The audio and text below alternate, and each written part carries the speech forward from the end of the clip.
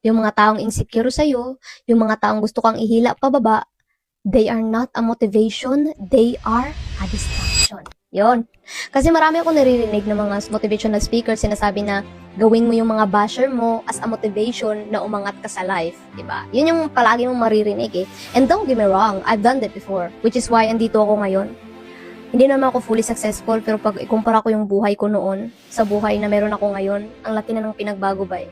And the reason why I was able to get here, kasi noon, before pa ako nag-start ng vlog, meron ng tao nang da-down sa akin eh.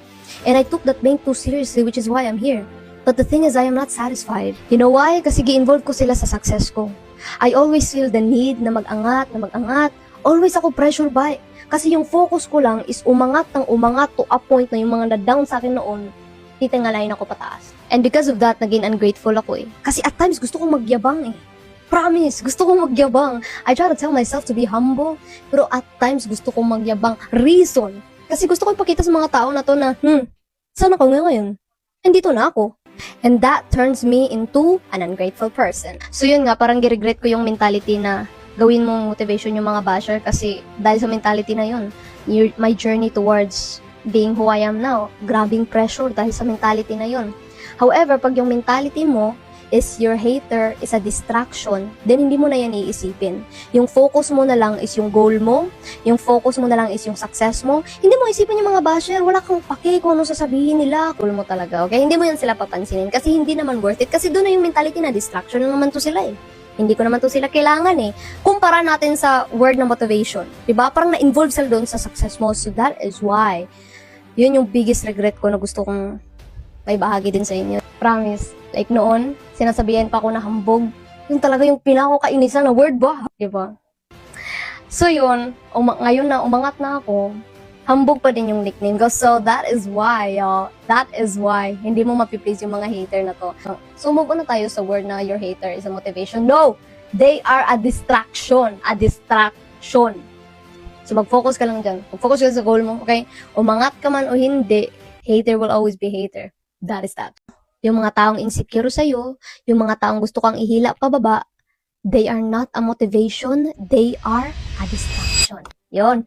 Kasi marami akong naririnig ng mga motivational speakers, sinasabi na gawin mo yung mga basher mo as a motivation na umangat ka sa life. Diba? Yun yung palagi mong maririnig eh. And don't get me wrong, I've done that before, which is why andito ako ngayon.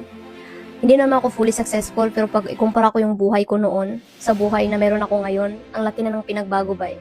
And the reason why I was able to get here, kasi noon, before pa ako nag-start ng vlog, meron ng tao nang da-down sa akin eh. And I took that being too seriously, which is why I'm here. But the thing is, I am not satisfied. You know why? Kasi gi-involve ko sila sa success ko. I always feel the need na mag-angat, na mag-angat. Always ako pressure by.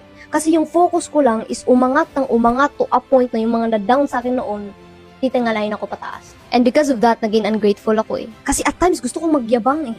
Promise, gusto kong magyabang. I try to tell myself to be humble, pero at times, gusto kong magyabang. Reason. Kasi gusto ko ipakita sa mga tao na to na, saan ako ngayon? Nandito na ako. And that turns me into an ungrateful person. So yun nga, parang giregret ko yung mentality na gawin mong motivation yung mga basher kasi dahil sa mentality na yun, my journey towards being who I am now, grabing pressure dahil sa mentality na yun. However, pag yung mentality mo is your hater is a distraction, then hindi mo na yan iisipin. Yung focus mo na lang is yung goal mo, yung focus mo na lang is yung success mo. Hindi mo isipin yung mga basher, wala kang pake kung ano sasabihin nila. Goal mo talaga, okay? Hindi mo yan sila papansinin kasi hindi naman worth it. Kasi doon na yung mentality na distraction na naman to sila eh. Hindi ko naman to sila kailangan eh.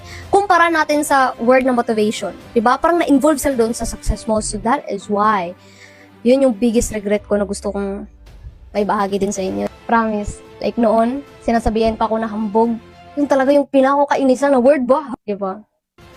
So yun, ngayon na umangat na ako, hambog pa din yung nickname ko. So that is why, y'all. That is why hindi mo mapiplease yung mga hater na to. So move on na tayo sa word na your hater is a motivation. No! They are a distraction. A distraction. So mag-focus ka lang dyan. Mag-focus ka sa goal mo, okay? Umangat ka man o hindi, hater will always be hater. That is that.